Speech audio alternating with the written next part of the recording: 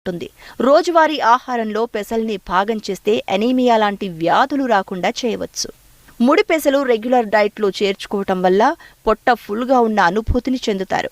అదే సమయంలో ఆకలవ్వదు. తద్వారా బరువును కంట్రోల్ చేయడానికి సహాయపడుతుంది. 1 కప్పు పెసరపప్పును చపాతీలతో పాటు రాత్రిపూట తీసుకుంటే బరువు క్రమక్రమంగా తగ్గుతారు.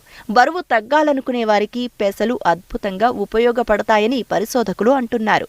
రోజు బియ్యంలోకి కాసిన్ని పెసలు కలిపి పులగం చేసుకుని తింటే ఊహించని రీతిలో బరువు తగ్గొచ్చని పరిశోధకులు చెప్తున్నారు.